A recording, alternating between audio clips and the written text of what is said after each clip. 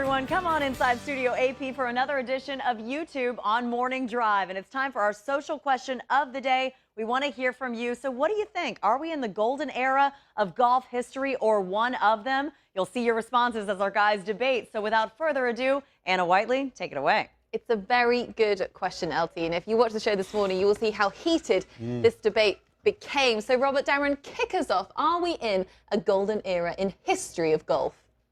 Any era where Tiger Woods is in is a golden era. I mean, he's a player that everybody, now, past, future, they're going to gravitate to. But when I think of golden era, I think of people going at it and being dominant, but not a single dominant player, a few. And I'm going back to the mid-1940s, a little before my day. In 1945 to 47, Ben Hogan had 25 wins. From 44 to 46, Byron Nelson had 32 wins.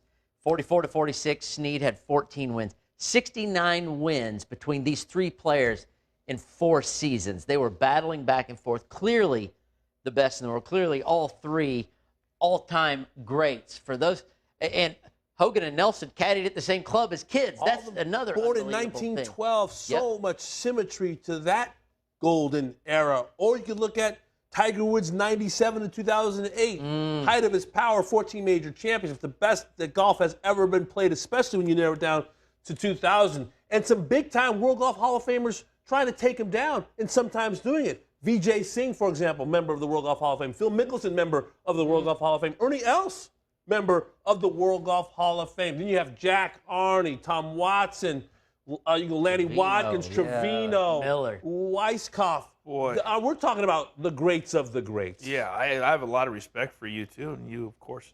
But you couldn't be more wrong. And I know there's a lot of future looking when it comes to my prediction, but I believe that in the next 3 to 5 years, it's going to be the best era of golf that we've ever seen because we're going to have the greatest player of all time going up against what's the deepest field, and maybe not the legendary names yet because they're only in their 20s and early 30s, but to have Brooks and Rory and JT and Spieth go head up against Tiger, potentially, you heard all the names say he's hitting it better than he's ever hit it. He's swinging it better than he's ever swung it. What's the word you used? Potentially. Now I think the next 3 to 5 years will be, if they continue to play this well, the best we've ever seen. Ever. If these are all qualifiers. There's a lot has to happen. We already know what's happened, Anna. Yeah, there's a lot of hypotheticals in this. I completely agree. The idea of Tiger going up the likes of Rory, Brooks, JT, DJ, Spieth, the lot of them is incredible. But Spieth, we don't know what's happening with him right now. DJ's slumped off. Brooks has got a knee injury. We haven't got those guys dominating the leaderboards. Rory hasn't won a major. Anna, don't get caught up in what these two do, guys. Tiger's on top of the heat right now. He absolutely is the top of the heat right now. Q rating he's the last winner. He's moved up to number 6. He's played. I can't remember back then. And we've got so much potential for change. I mean, Tiger's always going to be. If he finishes last, all eyes are still on Tiger, of course, at this age. But we've got so many players over this year, next year, the year before that are interchangeable at number 1. We've been talking a week ago rivalry between Brooks and Rory. Yes. Tiger wins. Rory, Brooks, who? I mean, this is an era that is almost. It's almost going to be. It's not going to be forgettable because Tiger's still in it, but it's going to be forgettable because the best player in the world was never established. There's from the Spieth, Day, Thomas, Brooks, DJ, Rory. It's Rahm. We're all kind of going back and forth. That's why we're talking about an era and how much are we going to be entertained? And you brought up 3 great names that basically they were winning everything back then. Yeah. We've got at least 30 guys that if they win on any given week, that it's not a surprise. And if you throw in the likes of Tiger, can you imagine if Tiger and Jack could have gone head up? Well, we've got potentially one of the greatest. I think Rory's going to go down as one of the greatest, a top 10 player of all time. You've got potential there now, which we didn't believe 2 years ago we would have. You know what helps your argument? What's that? If Rory puts on a green jacket.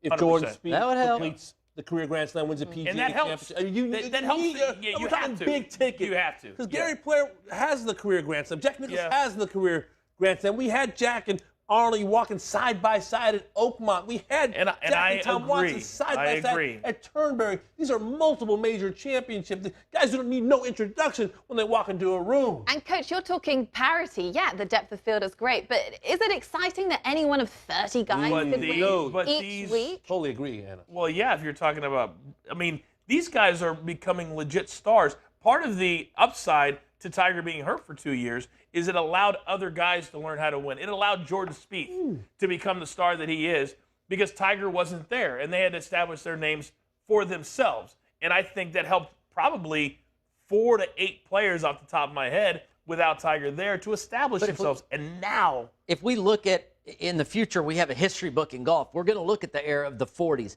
and we're going to see a big chapter on those 3 players I named, Snead, Nelson, Hogan. We go back to the 70s, and we're going to see Nicklaus on the top the whole time with people kind of getting up to him barely in stretches. Early 2000s, late 90s, we're going to see Tiger Woods' era. I don't know whose era in this chapter we're going to be reading about in 10-15. If Tiger hadn't have won last week, I'm not sure if we'd be asking ourselves this question. And it is a good question. What makes the golden era when you look at the European side of the golf? No doubt, from the 1980s to the early 2000s, we had the likes of Faldo, Langer, Woosie, Lyle, Seve, Olazabal. They were all winning majors. They won 11 of those Masters in those 20 years. So can we put the weight of a golden era on the shoulders of what Tiger Woods is doing? Not at the Zozo. We need more. A historic week in Japan for Tiger Woods. The game is better because of it. But I think Brooks Koepka maybe said it best when asked if he had a rival. Rory McIlroy hasn't won a major since I've been out here. Yeah, so to elevate the game, to elevate your argument, Rory McIlroy needs to perform in the biggest spots. well, what Brooks needs to do is stop saying things that are a little bit ridiculous No, and keep start saying paying attention.